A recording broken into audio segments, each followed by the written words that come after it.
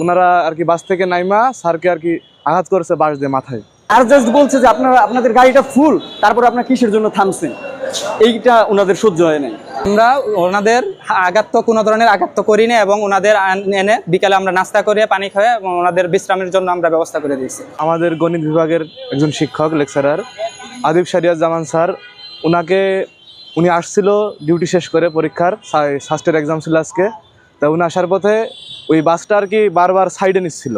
এখন ওখানে অনেক স্টুডেন্ট ছিল, এখন স্যার ওনাদের সাথে বলছে যে এখানে সাইড না করে বাসটা একটু দ্রুত যাইতে। তা এক পর্যায়ে ওই ওনারা আর কি বাস থেকে নাইমা স্যারকে আর কি আঘাত করেছে বাস দিয়ে মাথায়।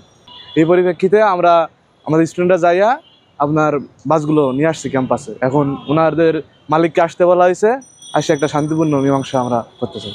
বাসটা এখানে মোট 11টা বাস আসছে, এখানে 8টা আছে আর 3টা ডিপার্টমেন্টের সামনে আছে। সমাধান আমাদের স্যাররা আসছে, এখন উনি মালিক সমিতির যদি প্রতিনিধি আসে তাদের সাথে একটা বৈশা স্যার আসবে, আসে আমরা একটা শান্তিপূর্ণ সমাধান করবো।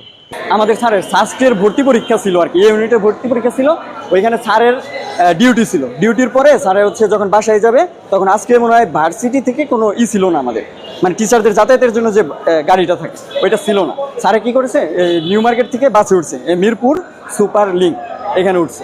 এখন ওদের বিহেভটা নর্মালি আমরা জেনারেল যারা স্টুডেন্ট বা জেনারেল নর্মাল যে পিপুলগুলো আছি আমরা জানি ওদের বিহেভ, বাট ওইখানে দেখা গেছে একটা স্যার উনি ওদের গাড়িটাকে একটু পরপরই খালি থামতেছে, গাড়ি ফুল তারপরেও থামতেছে, সবাই স্টুডেন্ট এরপরেও থামতেছে। এখন স্যার জাস্ট বলছে যে আপনাদের গাড়িটা ফুল, তারপর আপনার কিসের জন্য থামছেন, এইটা ওনাদের সহ্য হয় নাই, থামতে দিবে না। এখন স্যারের জোর করছে যে উনি তো নামবে মিরপুর 11তে, যেহেতু মিরপুর 11তে নামার পর জোর জবরদস্তি করে নামছে। এখন ওর যে হেল্পার ছিল ও আশেপাশে থেকে একটা বাস বা এই জাতীয় কিছু একটা সংগ্রহ করে স্যারের মাথায় আঘাত করছে। স্যার একটা মানে ঢাকা ইউনিভার্সিটির মতো একটা বিশ্ববিদ্যালয়ের উনি গণিত বিভাগের একটা টিচার, মানে মোস্ট ফেমাস একজন টিচার যদি হয় আদিব স্যার, আমাদের একজন ফেমাস টিচার, ওনার গায়ে এইভাবে হাত তুলছে। এই ব্যাপারটা আমরা জানার পর তো আমরা বসে থাকতে পারি না। এই কোম্পানি বাসগুলোকে আমরা আমাদের ক্যাম্পাসের সামনে আনছি এইটা।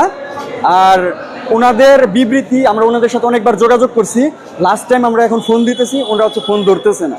আসলে আজকে ফার্স্টের একটা এক্সাম ছিল বিকাল 3টায়, ভর্তি পরীক্ষা যেটা, এই এক্সামের পরীক্ষার যে ডিউটিটা এটা দেওয়ার জন্য উনি মিরপুর সুপার লিঙ্ক যে একটা বাস আছে সেই বাসে উনি যাতায়াত করে যাচ্ছিলেন।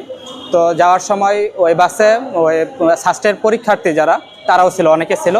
তো বাসটা নাকি খুব বারবার মানে লেট করতেছিল, যারা এক্সাম দিবে তাদের যেন সময়টা নষ্ট না হয়, তারা যেন ঠিক মতো পৌঁছাতে পারে, এই জন্য ওরা বলতেছিল যাওয়ার জন্য। কিন্তু বাসের ড্রাইভার উনি বারবার শুধু বাস থামাচ্ছে এবং বামে চাপায়া মানে যাত্রী তোলার চেষ্টা করতেছিল। এক পর্যায়ে স্যার বিরক্ত হয়ে ওনাকে বলে যাওয়ার জন্য, যেন সবাই ভালো মতো পৌঁছাতে পারে। কিন্তু হেল্পার এবং যে ড্রাইভার দুইজনই ওনার উপর ক্ষিপ্ত হয়ে যায়।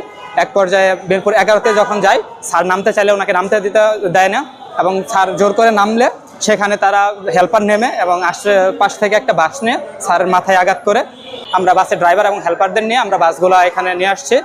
এখন মালিক পক্ষ আসলে আমরা এটার একটা কথা বলবো, আমাদের এখানে প্রক্টর স্যার আসছে, আমরা এটার একটা ভালো একটা সমাধান করে আমরা এটা শেষ করে দেবো। আমরা কোনো বাসে কোনো ধরনের হামলা একটা টাচও হয় না কোনো বাসে, এবং কোনো একটা হেল্পার কোনো ড্রাইভার কেউ বলতে পারবে না যে তাদের আমরা বা খারাপভাবে একটা কথা বলছি, এমনটাও কিছু না। আমরা ওনাদের আঘাত তো কোনো ধরনের আঘাত তো করি না, এবং ওনাদের এনে বিকালে আমরা নাস্তা করে পানি খাওয়া এবং ওনাদের বিশ্রামের জন্য আমরা ব্যবস্থা করে দিয়েছি।